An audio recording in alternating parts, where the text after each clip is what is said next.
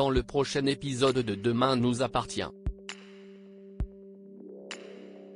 Alors que Robin n'est plus suspecté par la police, Chloé découvre enfin l'identité de son sauveur. En parallèle, Lou apprend la vérité et Flore est à nouveau inconsciente. Capture d'écran TF1. Attention, les paragraphes qui suivent contiennent des spoilers sur l'épisode de Demain nous appartient diffusé demain soir sur TF1. Si vous ne voulez rien savoir, ne lisez pas ce qui suit. Mercredi 4 décembre dans Demain nous appartient. Robin n'est plus suspecté. Inquiet de voir Jeanne de plus en plus confuse, Alex émet l'idée de la placer en maison de repos. Au pied du mur, Robin révèle alors à son frère les graves problèmes d'argent qu'il rencontre.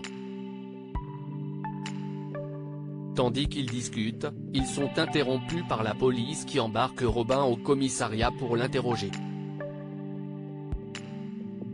Devant les soupçons d'Aurore et Martin, le fils Bélanger affirme détester le mât mais pas au point de le brûler, ce qui conforte les enquêteurs dans l'idée que ce dernier aurait attendu que le mât soit vide avant d'y mettre le feu. Si Robin n'est plus considéré comme suspect, Jules quant à lui le reste. Mais Martin ne veut rien présumer sans le rapport d'expertise même si Aurore est convaincue qu'il souhaite tout simplement protéger le fils de sa compagne. Énervé, le commandant Constant se défend, assurant que cela ne l'empêche pas de faire son travail correctement, puis ordonne à son équipe de retrouver le témoin au sweat vert. Chloé découvre l'identité de son sauveur à l'hôpital. Antoine rend visite à Chloé et avoue qu'il est la personne lui ayant sauvé la vie le soir de l'incendie. Quand sa collègue lui demande pourquoi il ne s'est pas manifesté plus tôt, le proviseur adjoint explique vouloir rester anonyme et préfère que la police ne soit pas impliquée dans tout cela. Chloé insiste d'abord pour qu'il parle aux autorités avant de promettre finalement de garder le secret. Dans la journée, André passe voir sa fille et lui propose d'aller manger un éclair au chocolat pour se changer les idées. Même si la jeune femme n'est pas autorisée à sortir, elle décide de l'accompagner malgré tout.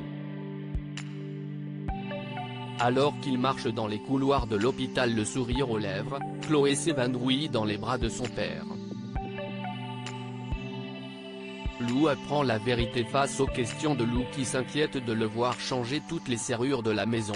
Victor raconte que Laurence s'est introduite chez eux pour voler des fichiers informatiques.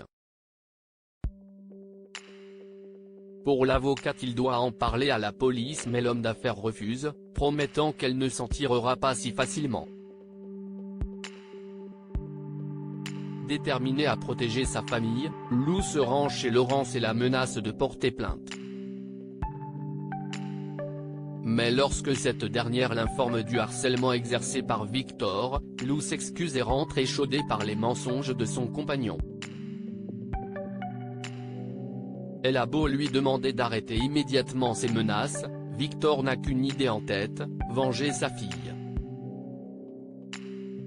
De son côté, Timothée s'en prend violemment à Arthur et le somme de lui rendre ses clés.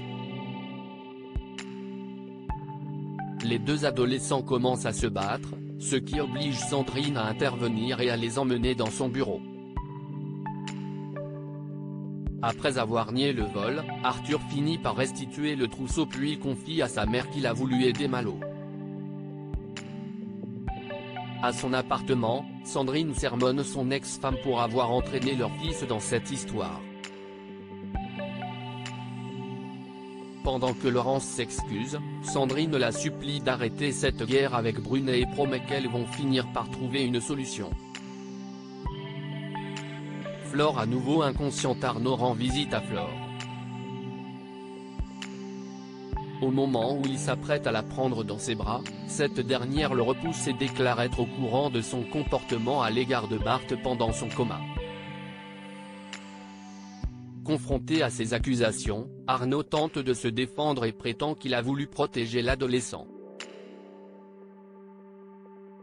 Mais la patronne d'Infoset ne le croit pas et s'énerve avant de se mettre à convulser violemment. Tandis que l'équipe médicale essaie de la réanimer, Fleur marche dans un couloir lumineux et revoit des moments heureux de sa vie.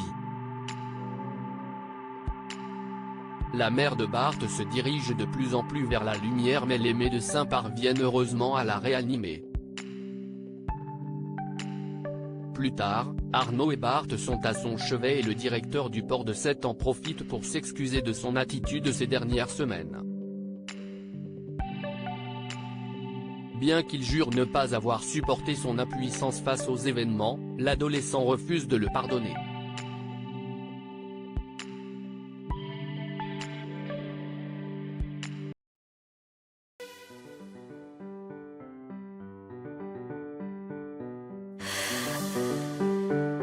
The man I love just